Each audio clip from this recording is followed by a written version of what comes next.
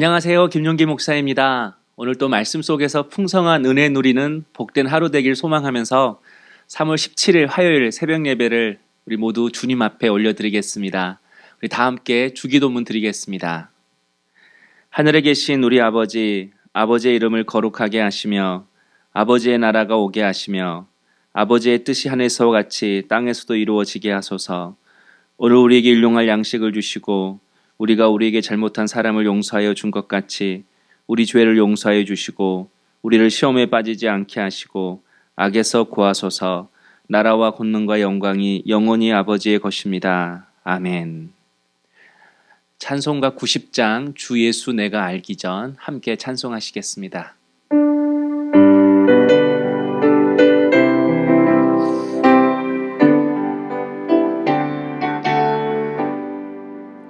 주 예수 내가 알기 전 날 먼저 사랑했네. 그 크신 사랑 나타나 내 영혼 거듭났네. 주 내 맘에 늘 계시고 나 주의 안에 있어. 저 포도 비유 같으니 참 좋은 나의 친구. 내 친구 되신 예수님 날 구원하시려고 그 귀한 몸을 버리사 내 죄를 대속했네. 나 주님을 늘 믿으며 그 손을 의지하고 내 몸과 마음을 바쳐서 끝까지 충성하리.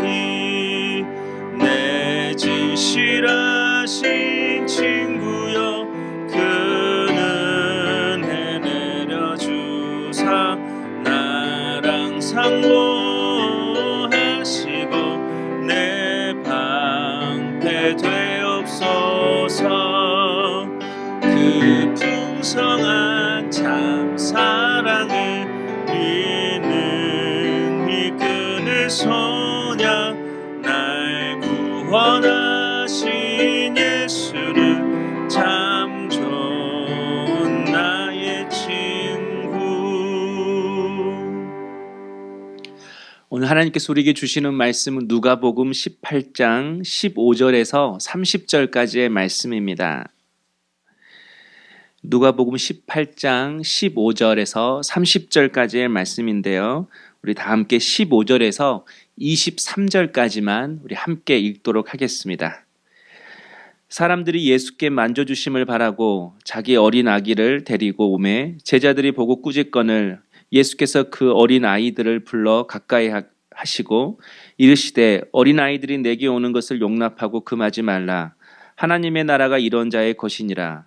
내가 진실로 너에게 이르노니 누구든지 하나님의 나라를 어린아이와 같이 받아들이지 않는 자는 결탄코 거기 들어가지 못하리라 하시니라. 어떤 관리가 물어 이르되 선한 선생님이여 내가 무엇을 하여야 영생을 얻으리이까?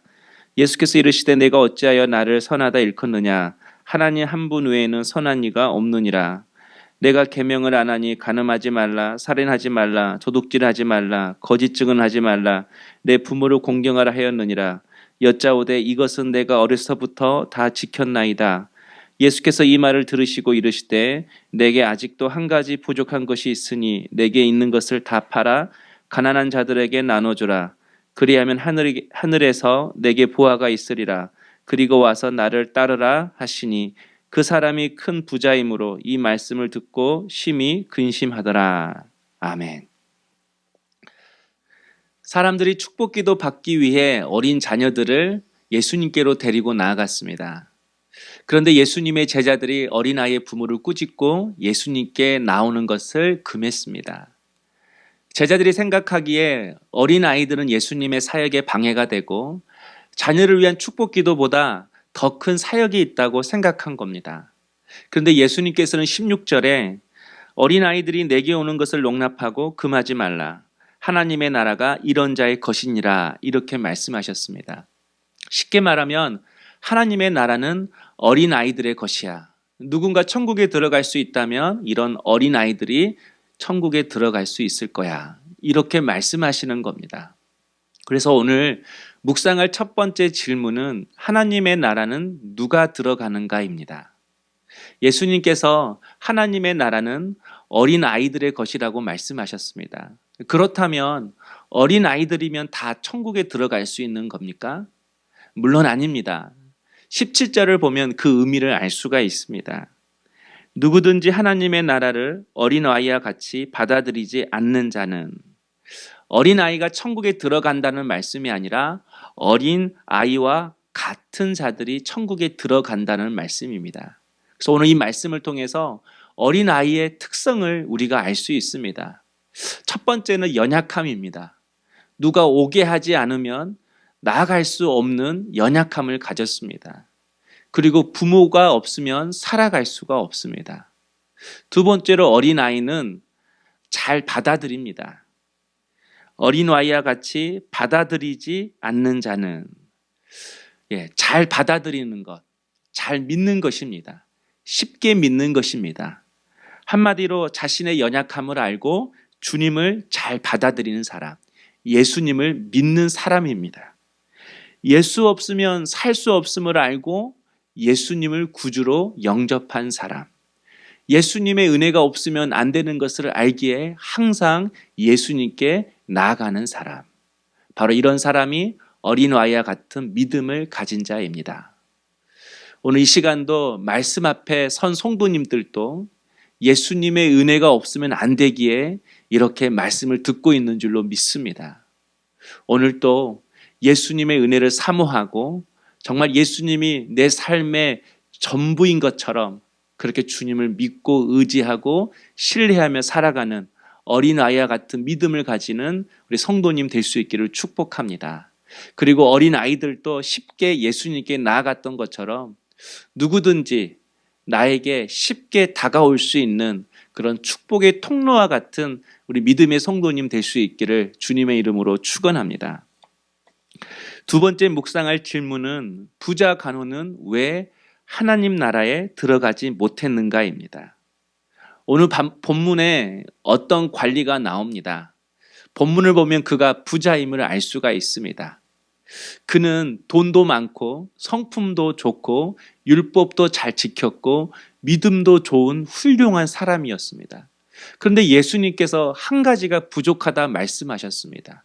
그런데 결국 그 한 가지 때문에 이 부자 관리는 근심하며 돌아갔다고 합니다. 여기서 주님이 말씀하시는 그 한 가지가 우리의 신앙에 있어서 신앙의 본질, 구원의 본질이 무엇임을 알 수가 있습니다. 그렇다면 예수님이 부자에게 말씀하신 그 한 가지가 무엇이죠? 자신의 소유를 팔아서 가난한 자들에게 다 나누어 주라고 했습니다.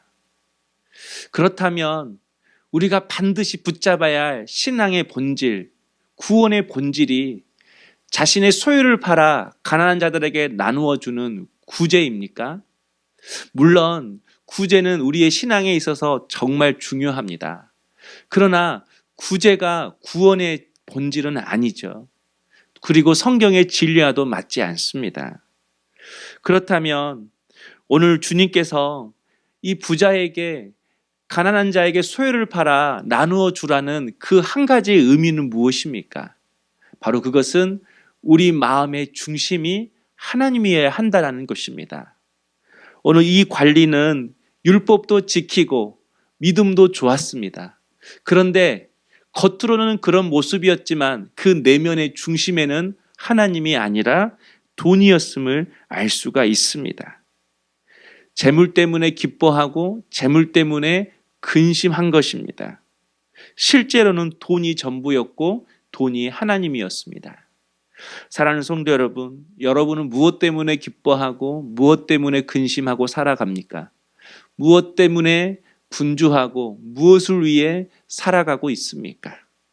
여러분의 인생의 목적은 무엇입니까?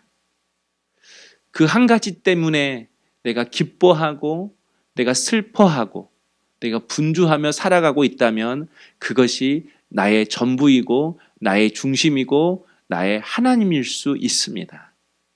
오늘 내 마음의 보좌에 앉아있는 그 한 가지가 재물인지 사람인지 아니면 정말 하나님인지 다시 한번 우리의 중심을 점검할 수 있는 이 하루가 될 수 있기를 주님의 이름으로 축복합니다. 그리고 또 한 가지는 자꾸 나로 하여금 은혜를 쏟게 하는 그 한 가지가 무엇인지도 다시 한번 찾아서 항상 주님의 은혜 안에 머무는 우리 복된 성도님 될 수 있기를 주님의 이름으로 축원합니다. 기도하겠습니다. 사랑의 주님, 어린아이처럼 항상 예수님만을 의지하고 주님의 은혜를 구하며 주님 앞에 나아가는 저희들의 삶이 되게 하여 주시옵소서. 우리 마음의 중심이 하나님으로 꽉 채워지기를 원합니다.